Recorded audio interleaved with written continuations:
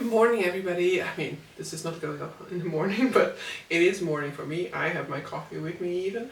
But I wanted to talk about the next installment for Wind and Truth by Brandon Sanderson. So we are going into day 2 of the 10 days leading up to the Trial of Champions.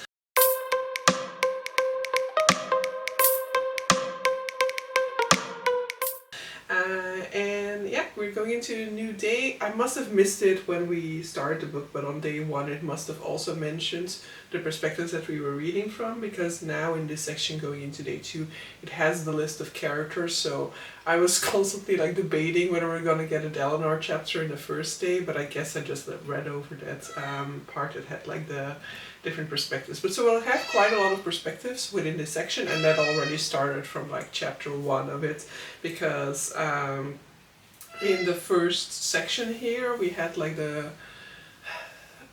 same sort of like structure. In the first chapter we have like the same sort of structure repeated across like 5 people or something like that.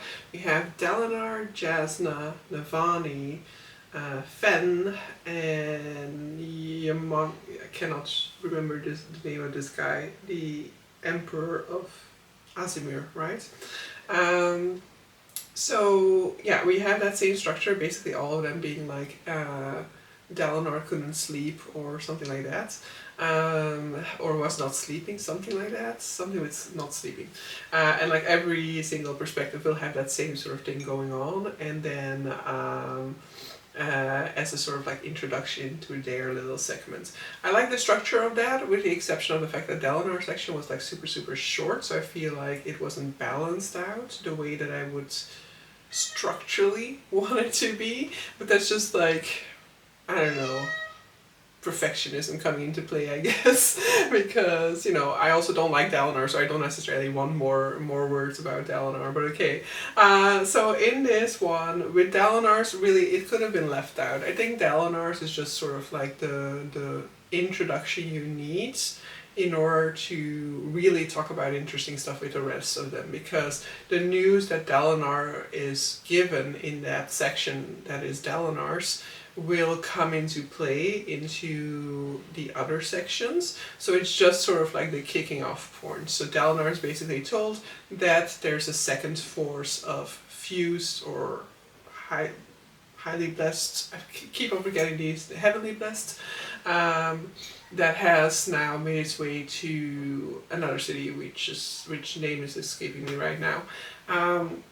So they now have like 2 fronts on which they will have to play out this conflict. And so that's basically all we get in Dalinar's perspective, I feel like. Or like, with Dalinar, I'm not always all that interested, so maybe I'm just forgetting something that was mentioned there. And then we move over into Jasnah's perspective. And Jasnah is like up, awake, she cannot fall asleep because of like the comfort of her bed, and Wit is there asleep at that point in time. And I gotta say that the relationship between Jasnah and Wit, I just cannot get behind, because it was just suddenly there and we didn't see it develop. And so I feel like that is to the detriment for me personally, because I would love to be behind this relationship. And so Jasnah here is kind of mentioning how she doesn't want to be more invested in her relationship with Wit because of the fact that he does not fully open up to her. You know, Wit is a character that's keeping all of the balls in balance in this universe, in the Cosmere. He's playing a game on so high level that I don't even know whether he doesn't want to let her in, or whether he's just so used to doing stuff this way that he isn't opening up to her to the level that she wants. But also, I don't know whether, because we haven't read much from the perspective of Jasnah, for example, we haven't seen much from her perspective, I cannot fully get behind this being an obstacle in their relationship until I see it happen more frequently, you know? This is like the first mention of it, and it's not a mention to him of it. So have they been discussing this? Has she pointed out that she wants him to trust her more, that she knows that she's keeping stuff from him? She mentions that she'd asked him to like stop playing like word games with him, and then realized that he was still doing it, just on a more subtle level. But that's something completely different, you know? Because then she kind of concludes like, she sees Wit as being somebody who takes actions because he thinks that person needs it, rather than listening to what that person says that they need. But it also is like a pretty innocent thing, you know, to be like, I want you to stop playing word games with me. And if she didn't, it depends on how she formulated that, whether he understood that that really was a big deal to her or not. I don't even know whether it's a big deal to her. So I feel like there's a there's like a seed being planted here. And if it's just a seed, and we're going to explore the seed a little bit further and see more instances of Wit not trusting in her, not telling the whole story and things like that, then sure. But now I'm like, okay, I didn't see you guys falling in love to begin with. I haven't seen many interactions of the loving kind between the two of you to have grown some sort of an attachment to this pairing. And so now getting these seeds of like, maybe this is going to not end well, maybe they're going to break up, does nothing for me emotionally. I'm not invested in this relationship, even though I really, really, really love Wit. And unfortunately, I'm one of the few people, I think, who does not like Jasna. But I feel like that's fully due to the fact that I attach myself to characters whose perspective we read from, and I can occasionally really love a character that we don't do that from, if they get enough page count, if we see enough of interactions with them.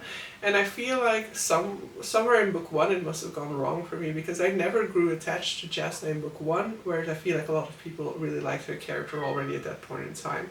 So I feel like if we had a perspective from Jasna at that point in time, I might have also been really interested in Jasna, I might really have grown to like Jasna. But because we've spent so little page count in her mind, I'm just not there. Which is unfortunate, because she's ace and I'm ace, so I would have loved to have that sort of like more presence in her mind, and have that sort of like connection with the character. And so in this chapter there are two really interesting things happening. First of all, the most interesting thing I think is that Jasna makes reference to the fact that she was locked away as a child at one point in time. We have had references to this before, but they've always been very vague. They are still very vague as well now. All that Jasna does is kind of indicate that people seem to have forgotten that this happened, but she didn't, and she cannot forget about it. But we still don't have more. And yeah. Regardless of how little attached I am to Jasna, I will hopefully and definitely grow to sympathize for her if we find out more about this. And this might be like finding out this and from her perspective might help me connect to the character a little bit more, or feel more for the character, because we've always just seen her as a go-getter. And I've never really I don't feel like we've explored much of her emotional inner life, which to me is always what gets me interested in a character. So, so that is super interesting. I hope we'll get more of that in this book, rather than rather than these being seeds that are planted to explore in the next arc, in the next 5 books. And then the second most interesting thing that happens in this section is that Wit discovers that he has lost those minutes of his memory. I will admit, I thought that it was going to take much longer, so we have him figure it out pretty quickly. And we also see him use a ton of different types of magic within this one. We see him use the sands of White Sands, which I haven't read yet. Though I have read in what is that called, that collection of short work, the Arcanum Unbounded. There is a White Sands section there, right? So I did read that then, actually. But so we see him use sand magic here, and we see him change form without really an explanation. And they tell us that he travels to other worlds in his dreams. So we have no idea, or I have no idea, how he does any of those things, which is interesting. You know, how I think it will be, to one extent, I think it will be interesting to have more, but we will get that at one point in time. Like, we will get a Whit Hoyt book. I've forgotten the name for that project, but it is there, right? Something with dragon, I think. So it will be interesting to get to know more about Whit and how he became who he is now, how he became this sort of like mystical person. But on the other hand, I've never liked any of the shorter works that is told from the perspective of Whit. So, with the exception of him telling like stories within Stormlight Archive, but when we've had like the novellas with Whit as a narrator, I have not enjoyed them. So, like, will I enjoy this other book? Maybe not. But so yeah, that is the Whit and Navani section, and I really just need some communication between these two guys. Like, if Navani is unhappy about this relationship, I need Navani to communicate, not Navani, Jasna. I need Jasna to communicate this to Whit. Like, I need some open communication so that Whit, at the very least, can be aware of the fact that she is feeling this about their relationship, and then he can take it from there. I don't know whether he will open up more, whether he has the time for that, frankly, because of how many universes he's trying to balance. I would love for this relationship to go further, but I also, as I indicated, don't have any emotional investment into the relationship neither. So if this fizzles out, then that is just that, but then I will think that this is like a really badly done relationship because I never cared about it, you know. Then we move over into Navani's perspective. Navani is like communicating with the tower. We find out that tower light is like really restricted to the tower, but also is really detrimental to Fuse, so that Fuse wouldn't be able to go into the tower. And there is like a seed planted for the idea of what if we can get tower light outside of the tower. But according to the sibling, this is impossible. We also find out that Navani doesn't need to sleep. I don't know whether I like that. Like, why? Why does she not need to sleep? Like, I don't know, it seems like such a random thing to put in there. And then we move over into, who else do we have here? Fen, so Queen Fen, who is having a little bit of a relaxed time with her consort. They are interrupted. I don't really think that there's much in that section, except for some representation for elderly people still getting it on, which we love to see, and for some more sort of like the sensitivity surrounding like the safe hand and covering the safe hand and all that crap. But yeah, it's just like them being informed of the fact that there is an army marching on their kingdom. And then we also have the Emperor of Azimir, whose name I cannot recall at this point in time, nor his previous name, something like Gavt, something like that, who is kind of wishing that he could be more than like the figurehead that his kingdom and his religion needs him to be. So yeah, we have just like all the players being informed of the fact that there is like a second invasion going on. And then the chapter that's kind of like really getting me excited now, like just the final 2 lines of it actually, is chapter 15 then, I guess, right? Where we have a split between Adolin and Shallan, and then Dalinar. And so the Adolin Shallan section basically has like sees them like taking a shower together. It's a nice scene between the two of them. I do see, like, I do kind of dislike the amount of like new technology that Brandon Sanderson is introducing, and how he's always just like explained. So he's taking a shower and then he has to explain how the shower works within this tower thing and stuff like that. And I don't know, I feel like a little bit too much time goes into these things for my personal liking. But I'm sure that there are a ton of Cosmere fans who actually do enjoy this aspect of it. For me, that's just a little bit like, okay, yeah, sure, like just show us how you're using all of our modern electricity stuff, or with Stormlight instead, or Towerlight in this case instead. But I'd much rather see him like explore how to do new stuff than how to do our world stuff in their world. But so yeah, we have a nice scene between the two of them in which basically like Adolin is supporting Shallan and Shallan is supporting Adolin, and then we have a little bit of a passion between the two of them as well, which I enjoy. I enjoy as well the pettiness of Adolin towards Dalinar. I cannot lie. You know, you guys know how I feel about Dalinar by now. I don't like Dalinar at all, and so Adolin not forgiving Dalinar, first of all, completely in his right. And secondly, I don't mind him festering in these feelings for a while. I don't mind him not, like, talking things out with his father, not taking the time to heal those wounds and to potentially, like, bridge that gap that has grown between him and his father.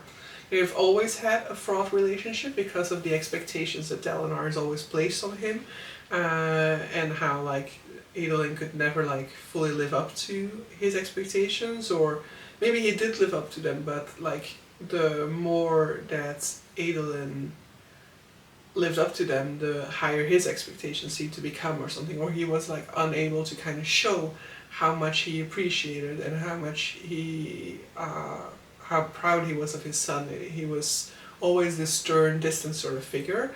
And so, yeah, tough luck, that's what you get then. Like, you've never really been there emotionally for your son, and so this is going to be really a hard pill to swallow for your son, who had a really loving relationship with his mother at a time in which you were really failing as a father.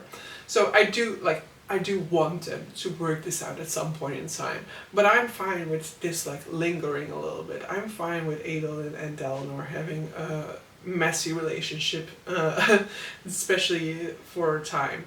And then we jump into Dalinar, who's basically like on his way to the meeting and is kind of stopped because Gavinor is having nightmares, and I'm just, oh, poor little Gavinor. I hope we see more of him. I hope that this is an indication that we'll see a little bit more of him, because, you know, we haven't really spent much time with the trauma that this guy has had to endure since losing his father in what? Book 2? Book 3?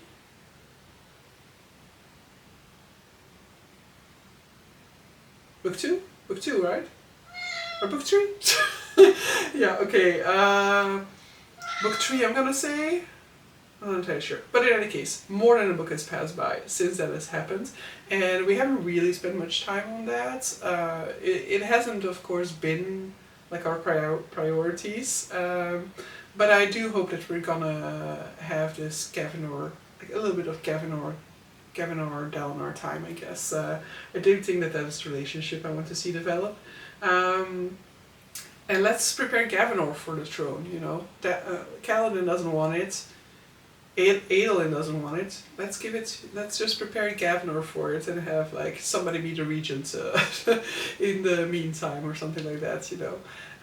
But yeah, I do think it's lovely to see a little bit of attention go to little Gavinor, who's been having nightmares, and that already makes me kind of wonder, maybe the nightmares are like more than just nightmares. I'm always on the lookout, you know, when it comes to books like this.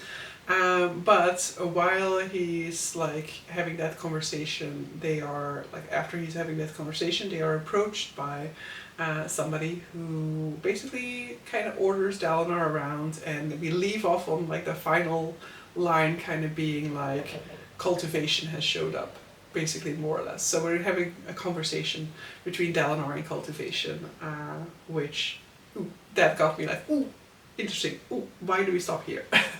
So it's the first time within this book that the end of a chapter has made me go, ooh, I want to continue. So that's nice. So I am actually, after filming this update, going to continue into the next chapter section. But the one thing that's obviously glaringly missing from these two chapters is Cal. So I need a little bit of Cal in time. He is in there. I've seen it in the list of the characters. There's also some Lift in there, which I'm very happy because Lift is so underutilized. I know so many people hate Lift, but Lift is like the character that I love the most. Edge Dancer, I love the character of Lift. I know that the humor of Lift is a humor that doesn't land very well, and I despise that people compare Lift to what's his name? Wax, because I didn't like Wax or Wayne, right? Wax and Wayne. Wax is it's Wayne, right? So I despise that they compare her to Wayne because I don't like it in Wayne. Okay, it doesn't work in Wayne. It works in Lift because Lift is a young girl, I think. That's why it works in Lift's character, where it didn't work in Wayne's. And I really enjoyed getting to see like Lift fumbling as she's going through puberty. So I do just want to see more of Lift. I feel like we're just like, she's just there. And when she got into Outtro, I was like, now is the time to spend time with this character, and we're just so not doing that. I'm like, why? No, I want more Lifts. So that's my wish. I want more Lift, and next chapter better have some Kaladin in there. I think it's 3 chapters, the next section that I have to read. So there better be some Kaladin in there, okay? Because I miss him already. It's been like 4 chapters, but I miss him already, okay? But so yeah, that's gonna be my discussion of this little section, and yeah, see you guys next week, or maybe even sooner, depends on where I'm in the timing of my schedule, for my thoughts on the next chapters. But so yeah, hope you guys enjoyed it. See you guys for the next one. Bye!